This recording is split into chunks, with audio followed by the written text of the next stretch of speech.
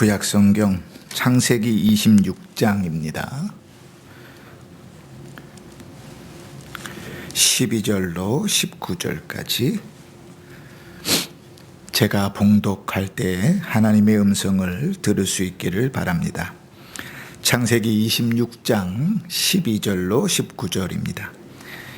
이삭이 그 땅에서 농사하여 그 해에 100배나 얻었고 여호와께서 복을 주심으로 그 사람이 창대하고 왕성하여 마침내 거부가 되어 양과 소가 떼를 이루고 종이 심히 많으므로 블레셋 사람이 그를 시기하여 그 아버지 아브라함 때에 그 아버지의 종들이 판 모든 우물을 막고 흙으로 메웠더라. 아비멜렉이 이삭에게 이르되 내가 우리보다 크게 강성한즉 우리를 떠나라.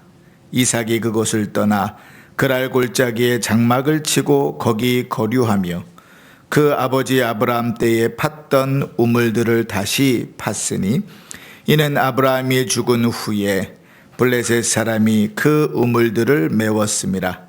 이삭이 그 우물들의 이름을 그의 아버지가 부르던 이름으로 불렀더라. 이삭의 종들이 골짜기를 파서 샘 근원을 얻었더니. 아멘. 한 주간도 평안하셨습니까?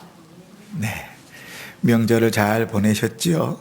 오랜만에 가족들이 모여서 또 즐겁고 행복한 시간들이 되셨으리라 그렇게 생각합니다. 오늘도 거룩한 주일에 하나님 앞에 나왔으니 예배를 모인 가운데서도 은혜로 가득 찬 복된 시간이 되기를 주의 이름으로 다시 한번 축원합니다. 아멘. 아멘. 우리가 오늘 읽은 성경 본문은 이삭에게 부어주신 하나님의 기적과 같은 복들을 기록하고 있습니다. 12절이 이렇게 시작됐지요. 이삭이 그 땅에서 농사하여 그 해에 100배나 얻었고 여호와께서 복을 주심으로 이렇게 시작됩니다. 하나님께서 이삭에게 복을 주셨다 하는 것은 어떤 면에서 보면 당연한 겁니다. 왜냐하면 하나님들 복 주시는 분이시잖아요. 그죠? 우리 찬송할 때도 복의 근원 강림하사 그렇게 찬송하잖아요. 하나님 언제나 복 주시는 분이니 이삭에게 복을 주셨다. 그건 뭐 당연한 일일 수 있습니다. 그런데 조금만 더 우리가 좀 깊이 생각해 보면 12절의 이 구절이 얼마나 큰 은혜 가운데 있다 하는 것을 우리가 발견하게 됩니다. 이 12절 말씀은 앞의 말씀에 이어서 나오는 얘기지요. 그러니까 지난 주일에 우리가 들었던 말씀과 연결되는 겁니다. 그러니까 지난주에 어떤 말씀을 드렸지요? 아브라함이 이삭이 살고 있던 그 땅에 약 100년 만에 큰 기근이 들어가지고 그 흉년이 들어가지고 이제 이삭이 살기 위해서 하나님께 묻지도 않고 하나님께서 주시겠다 하는 그 가나안 땅을 떠나서 애굽에 가서 살려고 내려가잖아요. 내려가는 길에 그랄 땅에서 이제 그 그랄만 지나면 애굽으로 내려가는 것인데 그랄 땅에서 하나님이 그를 만나시지요. 그래가지고 하나님이 약속한 땅, 네 아버지에게 약속한 땅, 그 땅 가나안 땅에 머물러 있어라 그러지요. 이 이삭이 그것에 아멘하고 그 땅에 머무르지 않습니까? 믿음의 결단이 있었죠. 그럼에도 불구하고 이삭이 또 현실에 닥치는 문제들, 어려움들, 고민들 그 일 속에서 살아남아 보려고 거짓말하면서 자기의 육체를 보존하는, 자기의 생명을 보존하는 죄를 또 짓게 되지요.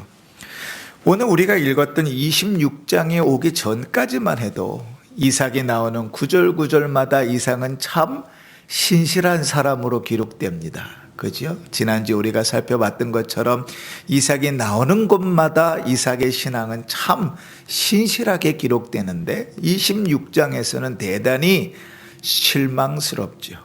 그죠?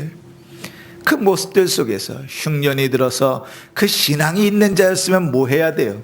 기도해야 되는데 기도하지 않고 떠나가고 또 하나님께서 그토록 그의 아내 리브가를 얻기 위해서도 이삭을 가나안 땅 밖으로 내보내지 않았는데 살아남겠다고 하나님께 묻지도 않고 애굽으로 내려가는 그런 불신앙적인 모습들, 더더군다나 하나님께서 그랄 땅에 머무르라고 했을 때 아멘 하고 머물렀음에도 불구하고 그 땅에서 사람들이 또 관심을 가지고 걱정하고 근심하고 염려가 되니까 자기 아내를 누이라고 속여서 스스로 목숨을 보호하려고 했던 그러한 잘못들, 오늘 26장을 쭉 읽으면서는 이삭에게서 대단히 실망하지 않을 수 없습니다.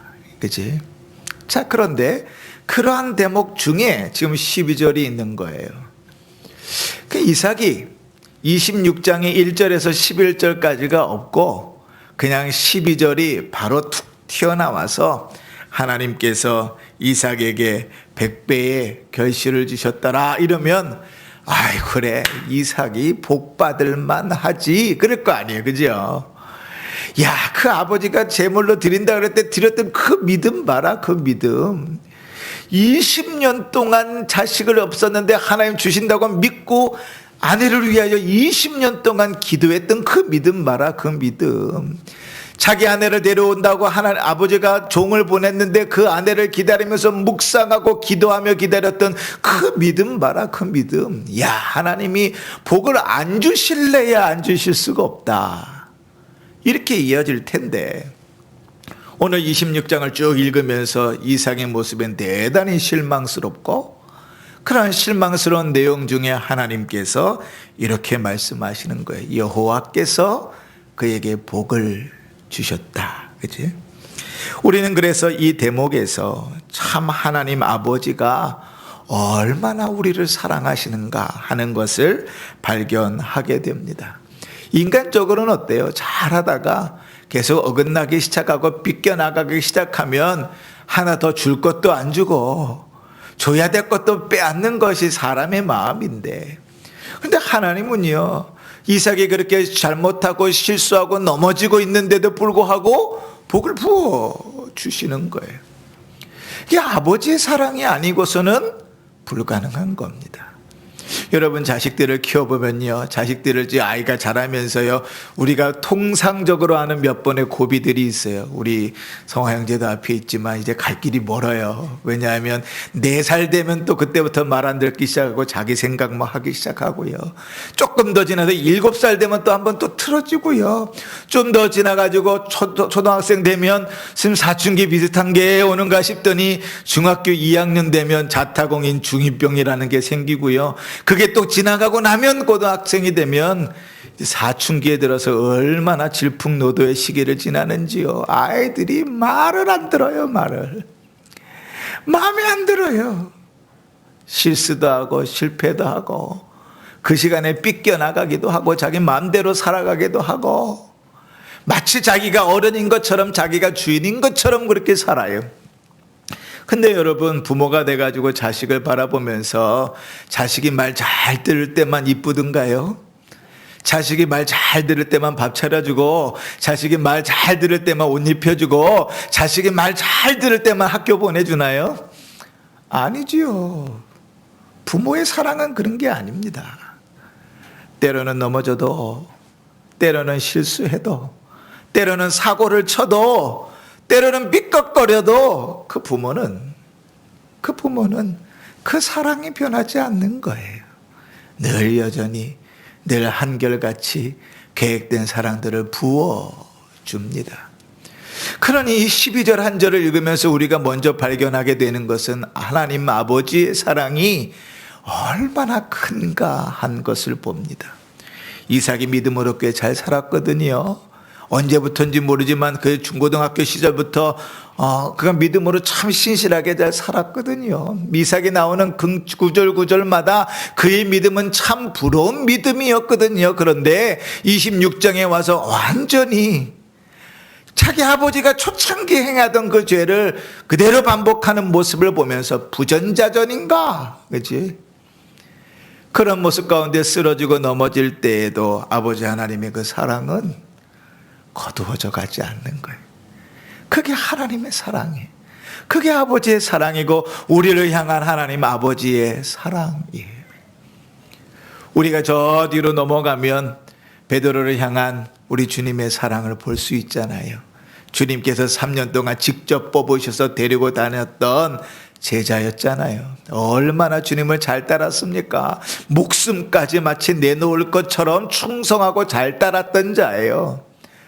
그런데 주님께서 죽으신다고, 주님께서 잡혀가실 때, 주님께서 잡혀가셔서 죽음의 문턱에서 시험을 심판을 받고 계실 때 그놈이 모른다고 부인하고 저주하고 맹세하면서 나와 상관없다고 거절했던 자가 그 사람 아닙니까? 그치?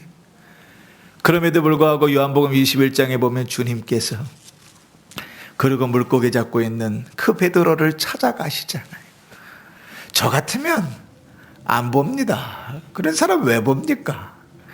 예수님이 능력이 없습니까? 예수님께서 힘이 없습니까? 아니, 예수님께서 사람을 키워도 그것보단 더 잘 키울 텐데, 그지요? 근데 예수님 그를 찾아가세요. 밤새도록 물고기 잡으면서도 한 마리도 못 잡고 지쳐있는 그를 찾아가시죠. 그리고 혼내시든가요? 아니요. 책망 하나 하지 않으시고 고기를 구워서 아침을 먼저 먹이고, 그럼 묻잖아요. 내가 나를 사랑하느냐 물으시죠. 그 사랑을 확인하고 그 사랑의 고백을 받고 그에게 사명을 맡기시잖아요. 우리 아버지의 사랑은 그런 것이거든요. 우리가 실패하고 넘어지고 쓰러질지라도 하나님께서 우리를 향한 그 사랑은 변함이 없으세요.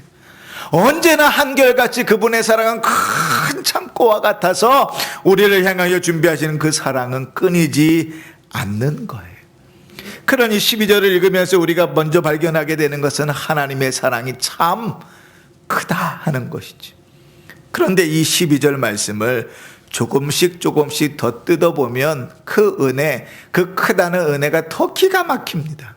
한번 보실까요? 12절에 첫 번째 보면 이삭이 그 땅에서 농사하여 이렇게 기록합니다. 여러분, 우리가 보통 이삭은 직업이 뭐라고 우리가 알죠? 목축하는 자잖아요. 히브리인들은 대부분 다 목축하는 자입니다. 그죠? 그 목축하는 자예요. 양과, 목축이라는 것은 양과 소와 염소들을 먹이는 그것으로 생활을 하는 자잖아요. 그런데요, 기근이 들어서 저 그랄따까지 내려와 가지고 목축만 한 것이 아니라 농사를 짓기 시작했네요. 그죠? 그 땅에서 농사하여. 그런데 이 이삭이 돈이 없었을 것도 아닌데 그랄 땅에서 농사할 때 누구 땅에서 농사했을까요? 자기 땅을 사서 농사했을까요? 남의 땅에다 농사를 지었을까요? 그지요? 남의 땅에다 농사를 지었겠죠. 이삭이 그랄 땅에서 땅을 샀다고 하면 분명히 성경에 기록이 남아 있을 테니까요. 그 남의 땅을 빌려서 농사를 지었어요. 그런데 남의 땅을 빌려서 농사를 지었음에도 불구하고 하나님께서 남들보다 더 풍성하게 열매 맺게 해주셨다고요. 할렐루야. 아멘이죠. 또 한번 보실까요? 이삭이 그랄 땅에서 농사하여 그 해에, 여러분 그 해는 어떤 해입니까? 이삭이 그랄 땅으로 내려온 해지요. 그 해는 어떤 해입니까? 그 팔레스타인 땅에, 그 가나안 땅에 100년 만에 아주 큰 기근이 들어가지고 자기 땅에 있을 수가 없어서 물을 찾아 남쪽으로 계속 내려왔어야만 했던 그때였어요. 남들이 농사를 지었어도 농사 짓는 사람이 제대로 거두기가 힘들었을 그때였어요. 많은 사람들이 그 흉년 때문에 살기가 어려워서 밑으로 내려오던 그때였어요. 그런데 그때 몇 배를 얻었다고요? 100배를 얻었다고요. 남들이 다 힘든데, 남들이 다 어려운데 가장 극심한 흉년이 약 100년 만에 들었는데 그때 하나님 은혜를 부어 주셨다고요. 세 번째 보실까요? 그 해에 몇 배를 얻었어요? 100배를 얻었다. 여러분, 보통 사람들이 씨를 뿌려서 자기가 뿌린 씨앗에 30배를 거두면 농사가 잘 지었다 이렇게 말한다 그래요. 그런데 대풍년이 졌다 그러면 50배 정도를 거뒀을 때라고 합니다. 근데 지금 이 흉년에 이삭이 몇 배를 거뒀다고요? 100배를 거뒀다고요. 단순히 100배의 수치가 아니라 하나님의 기적적인 은혜가 아니고서는 불가능한 일을 그에게 경험하게 하셨다는 거예요. 하나님이 복을 부어주시지 않고는 불가능한 것을 이삭이 경험하게 됐다는 거예요. 마지막으로 네 번째, 100배나 얻었고 그 다음에 뭐라고 되어 있습니까? 여호와께서 복을 주심으로. 자, 이 여호와께서 복을 주심으로 하는 말은 과거형이 아닙니다. 다시 말하면 하나님께서 복을 주셔서 100배를 얻었다로 끝나는 게 아니에요. 이 히브리어 성경에 보면 여호와께서 복을 주셨다라는 것은 미완료형이에요. 그러니까 아직 끝나지 않았어요. 그럼 어디로 이어지냐면 그 다음에 13절로 이어집니다. 그 사람이 창대하고 왕성하여 마침내 거부가 되었더라. 그 해에 농사지은 것으로 100배를 얻은 것으로 끝난 게 아니라 하나님이 그러한 복을 어떻게 매년 계속 부어주셨다는 거예요. 계속 부어주셨다는 거예요. 마치 하나님께서 목적한 때가 될 때까지 부어주셔서 마침내 거부가 됐다. 여러분, 우리가 무슨 그 적금 통장 드는 거 있잖아요. 적금 통장을 들면 만기일이라는 게 있죠. 그 매달 꼬박꼬박 떠서 만기가 다 차면 그러면 찾아가세요 그러잖아요. 그럼 이자도 붙고 원금도 다 찾아가게 되는 거잖아요. 마치 하나님께서 이삭을 향하여 가지고 계신 계획이 마치 주님의 어떤 만기일이 있는 것처럼 그때까지 하나님께서 계속 복을 부어주셔 가지고 마침내 그가 큰 부자가 되었다, 이렇게 고백하는 겁니다. 할렐루야, 아멘. 그죠? 그런데 여러분, 이러한 은혜가요 우리에게도 있습니다. 왜 아멘이? 여러분, 이삭의 하나님이 우리의 하나님은 아닌가요? 이삭에게 역사하셨던 하나님이 우리에게 역사하지 않으신가요? 이삭을 사랑하셨던 하나님이 우리를 사랑하지는 않으시는가요? 이삭만 특별히 더 사랑하시고 우리는 대충 사랑하시는가요? 아니요. 하나님은 언제나 신실하셔서 이삭의 하나님은 우리의 하나님이 되시니 하나님께서 우리에게 원하시면 이삭보다도 더 왜 우리를 부자로 만들지 않으시겠어요? 그러나 여러분, 하나님께서 우리에게 이러한 부자로 만드는 일이 이루어지지 않는다 할지라도 우리는 실망할 필요가 없어요. 왜냐하면 이삭의 하나님 아버지가 우리의 하나님 아버지시고 이삭을 사랑하시는 그 아버지께서 우리도 역시 똑같이 사랑하고 계시기 때문에 그렇죠. 하나님의 뜻이 있어서 이삭을 그렇게 매년마다 말도 안 되는 은혜를 부으셔서 부자로 만드셨어요. 조금도 부족함이 없게 만드셨어요. 얼마든지 하나님께서 우리도 그렇게 하실 수 있습니다. 이 담임 목사로서는 우리 성도님들이 다 그렇게 부자가 되기를 바랍니다. 그러나 여러분, 그렇지 않다 할지라도 우리를 향한 하나님의 사랑은 변하지 않습니다. 우리를 향한 하나님의 사랑은 이삭을 향한 하나님의 사랑과 다르지 않습니다. 우리를 향한 하나님의 계획은 이삭을 향한 하나님의 사랑과 계획과 다르지 않습니다. 그러니 여러분, 걱정하지 마십시오. 염려하지 마십시오. 하나님께서 우리를 향하여 가지고 계신 그 계획대로 하나님은 충분히 우리에게 은혜를 베푸시고 복을 부으시며 사랑을 더하여 주실 것입니다. 마태복음 7장에 우리 주님께서 이렇게 말씀하셨어요. 너희 중에 누가 아들이 떡을 달라 하는데 돌을 주며 생선을 달라 하는데 뱀을 줄 사람이 있겠느냐? 너희가 악한 자라도 좋은 것으로 자식에게 줄 알거든 하물며 하늘에 계신 너희 아버지께서 구하는 자에게 좋은 것으로 주시지 않겠느냐? 아멘이지. 하나님 아버지께서, 아브라함의 하나님, 이삭의 하나님께서 나의 하나님이 되신다고 믿는다면 이삭을 사랑하시는 그 사랑이 여전히 우리에게도 있다는 사실을 우리는 믿어야 됩니다. 우리가 가지고 있는 어떤 상황과 여건과 환경과 심지어는 우리가 죄와 사망으로부터 헤매고 있을 그때에도 하나님께서 우리를 향하여 가지고 계신 그 사랑을 끊을 수가 없습니다. 로마서 8장 35절에 누가 우리를 그리스도의 사랑에서 끊으리요? 환난이나 공고나 박해나 기근이나 적신이나 위험이나 가리랴. 아멘? 아멘이지. 그러니 사랑하는 성도 여러분, 꼭 기억하십시오. 나의 하나님 아버지께서 우리를 사랑하십니다. 나의 하나님 아버지께서 우리에게 그분의 뜻을 따라 은혜와 복을 부어 주실 것입니다. 그러니 걱정하지 마십시오. 그러니 염려하지 마십시오. 이삭과 같이 부자로 우리를 만들지 않는다 할지라도 그것 때문에 염려하지 마십시오. 속상해하지 마십시오.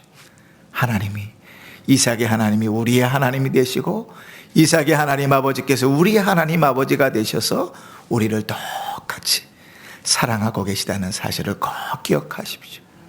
자, 그런데 하나님께서 이삭에게 부어주시는 은혜와 사랑은, 그 복은요, 그거를 겁으로 만드는 것에 끝나지 않습니다. 우리는 성경을 마치 우리 기준에서만 잘못 보면 하나님께서 이삭을 부자로 만든 것만이 하나님의 복이라고 착각합니다. 그런데 오늘 성경은 그것에 이어서 하나님께서 이삭에게 부어주셨던 또 다른 복을 기록하고 있습니다. 첫 번째가 뭔가 하면 4절 보십시다. 4절, 양과 솥대를 이루고 종이 심이 많음으로 블레셋 사람이 그를 뭐하였다? 시기하였다. 이삭은 외부인이잖아요. 원래 블레셋 사람도 아니고 블레셋 족속도 아니고 그 땅에 살던 사람도 아닙니다. 그런데 그가 어디서 굴러먹던 놈인지 모르겠는데 그날 땅으로 굴러 들어와 가지고 왕의 비호를 받으면서 그 땅에서 농사를 지었는데 큰 풍년을 얻었다고요. 처음에는 별로 에이 뭐 그렇지 관심도 두지 않다가 그가 남들과 비교할 수 없는 풍년을 얻고 하나님께서 그를 점점 부자로 만드시니까 사람들이 뭐하기 시작해요? 시기하기 시작합니다. 풍년을 맞지만 않았어도 시기를 당하지 않았을 거예요. 외지에서 살면서 그 땅에 와서 부자가 되지만 않았어도 시기를 받지 않았을 거예요. 근데 여러분, 이 히브리어에서 참 재밌는 말이 있어요. 이 시기라는 말의 어원이 뭔가 하면 열심입니다. 희한하지요? 열심을 갖는데 그 열심이 조금만 잘못되면 뭐가 돼요? 시기가 돼요. 블레셋 사람들에게 시기를 받는 이유는 다른 것 없어요. 하나님께서 복을 부어주셨기 때문에 그래요.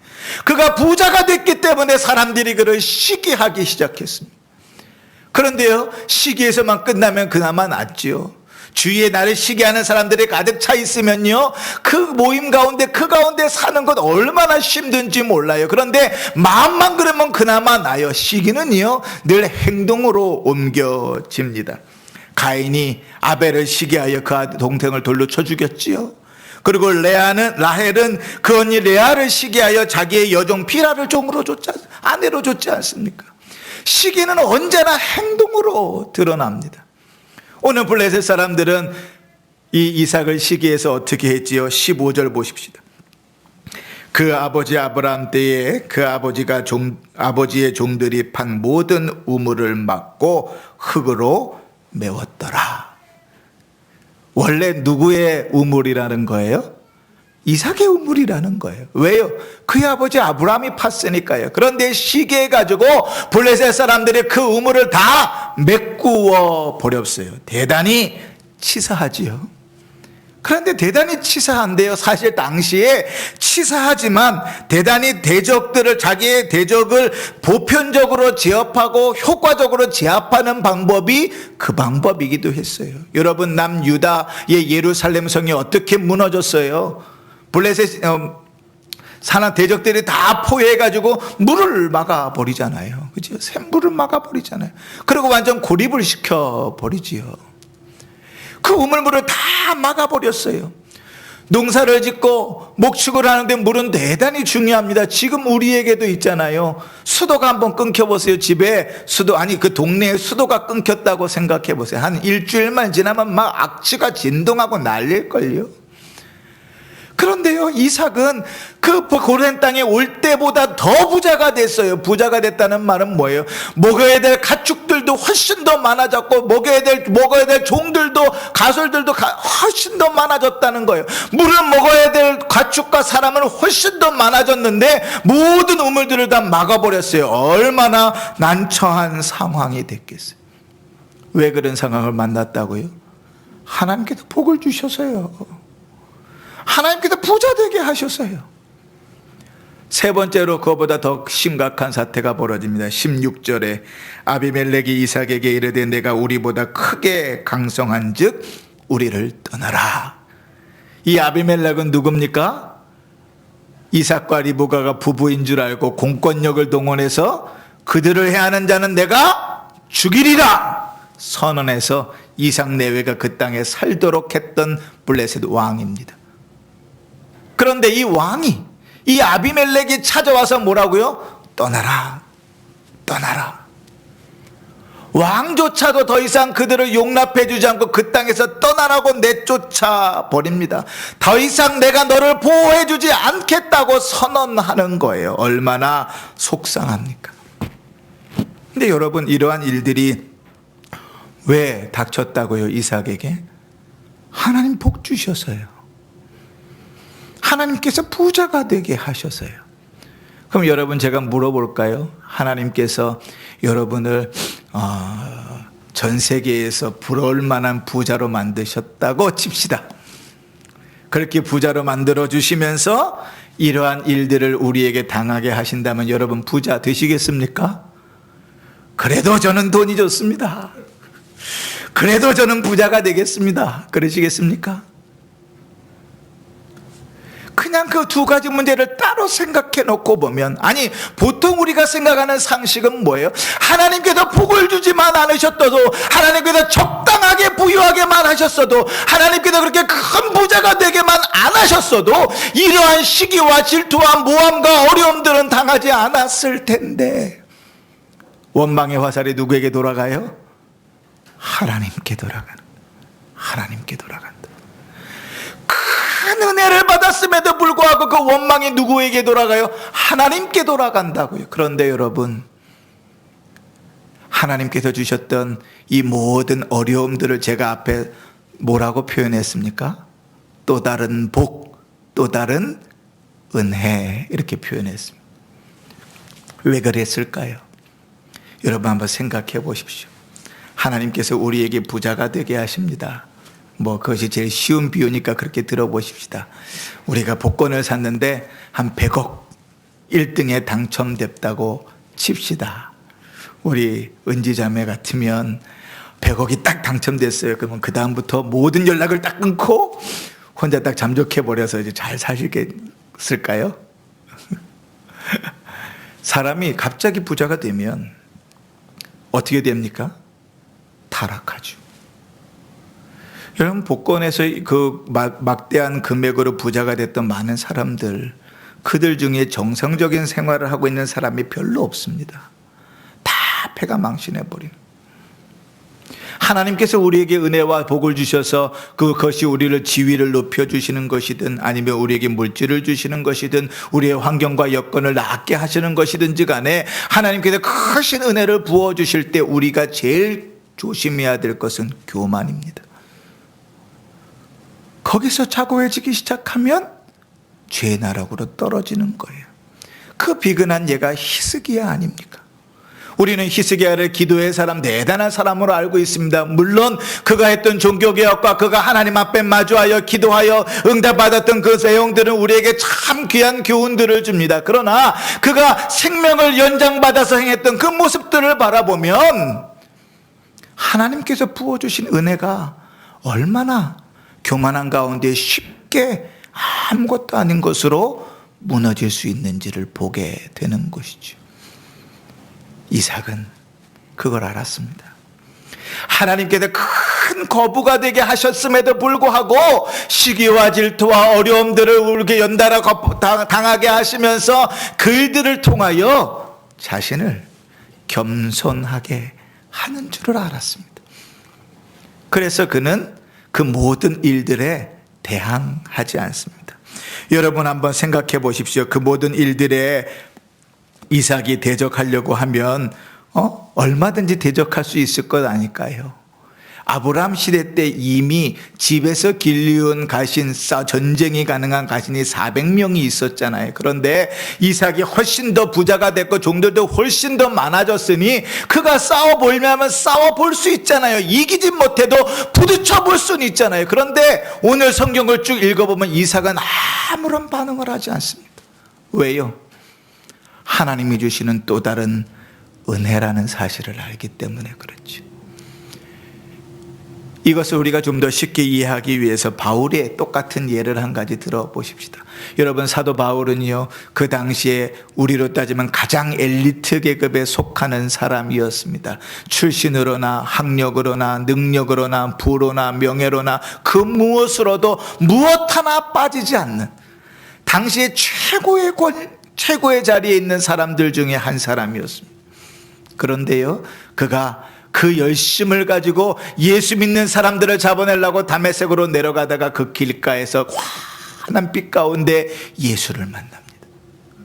그가 예수를 만난 다음에 인생이 완전히 바뀝니다. 인생이 전혀 반대로 바뀌어져서 살아가는 삶들이요, 우리가 보면 세상적으로 봤을 땐 대단히 비참하고 망한 사람 같습니다. 매 맞고 돌 맞고 쫓겨다니고 배신당하고 그 모든 일들을 당하면서도 바울은 그것을 불평하고 원망하지 않았어요. 그런데 마치 이삭이 시기받았던 것처럼 그 사도 바울에게도 마음속에 한 가지 걸림이 있었어요. 그게 뭔가 하면 사단의 가시라고 표현하는 질병이었습니다. 많은 신학자들은 그것을 간질 혹은 안질이라고 추측합니다. 뭔지 기록이 없으니까 우리는 알 길이 없지요. 근데 여러분, 예를 들어 간질이라고 생각해 보십시다. 여러분, 간질 환자들이 어떻게 되는지 아시죠? 예정이 있고 시간이 있고 때를 따라서 간질의 발작 증상이 나오는 게 아닙니다. 어느 날 갑자기 훅 간질 증상이 나오면 온몸이 달달달달 떨리고 입에서 흰 거품들이 나오고 그것을 잘못하면 기도가 막혀서 죽게 되는 거예요. 이 바울은 복음을 전하는 자인데 설교하다가 복음을 전하다가 아니 이방인 땅에서 주를 알지 못하는 자들에게 갔다가 예수 믿는다는 자가, 복음 전한 자는 자가, 설교한다는 자가 그렇게 간질로 쓰러지면 얼마나 문제가 되겠어요. 하나님의 영광 가릴 거 아니에요. 그러니까 바울의 평생의 기도 제목이었어요. 얼마나 간절히 하나님 앞에 기도했을까요? 그런데 하나님께서 그 기도에 응답하시면서 이렇게 말씀하시지요. 고린도후서 12장 7절에 여러 계시를 받은 것이 지극히 크므로 너무 자만하지 않게 하시려고 내 육체의 가시 곧 사단의 사자를 주셨으니 이는 나를 쳐서 너무 자만하지 않게 하려 하심이라. 할렐루야. 아멘이죠. 하나님께서 주신 은혜가 크니까 하나님께서 그 은혜 가운데 넘어지지 않게 하시려고, 그 은혜 가운데 쓰러지지 않게 하시려고, 그 은혜 가운데서 문제되지 않게 하시려고 신앙을 잘 지켜가게 하기 위해서 사단의 가시를 주셨다고 고백하는 거예요. 내 은혜가 내게 족하다. 사랑하는 성도 여러분, 이삭은 그것을 너무나 잘 알고 있었어요. 그러니 그 모든 일들에 대항하지 않고 온유함으로 그 모든 일들을 묵묵히 담당하며 걸어갔던 것입니다. 자, 이제 말씀을 정리합니다. 여러분, 첫 번째로 하나님께서 이삭에게 베푸셨던 아버지의 사랑, 그 사랑이 여전히 우리에게도 있다는 사실을 꼭 기억하십시다. 성경 속에 그 누군가에게만 베푸셨던 특별한 사랑이 아니라 오늘 나에게도 주님의 사랑은 여전히 그렇게 있다는 사실을 꼭 기억하시면서 그 사랑 가운데 감사하고 그 사랑 가운데 찬양하는 삶들을 살 수 있기를 바랍니다. 그런 은혜 가운데 하나님께서 때로는 우리로 자고하지 않게 하시려고, 교만하지 않게 하시려고, 우리의 믿음을 잘 지켜가게 하시려고 때로는 어려움과 시련을 주실 때도 있습니다. 그럴 때에 그것이 우리 눈앞에서 훨씬 더 커 보이면 우리는 넘어집니다. 그러나 하나님께서 우리에게 이 어려움을 통하여, 나에게 이 어려움을 통하여 더 겸손하게 하시는구나, 그 은혜를 풍성하게 하시는구나, 그 은혜 가운데 복을 더하여 주시는구나 고백한다면 하나님의 은혜가 우리 가운데 차고 넘칠 것입니다. 담임 목사로서 하나님께서 이삭과 같이 상식이 넘는 은혜와 복으로 여러분들의 삶에 채워주시기를 간절히 바랍니다. 그러나 하나님께서 때로는 그렇게 하지 않는다 할지라도 실망하지 마십시오. 충분히 여러분은 아버지의 사랑을 받고 계시고 그 사랑 가운데 인도함을 받으며 그 사랑 가운데 살아가고 계십니다. 때로는 주께서 그 은혜를 누리게 하시려고 가시를 주실지라도 그것까지도 주 앞에 감사하며 살아갈 수 있기를 바랍니다.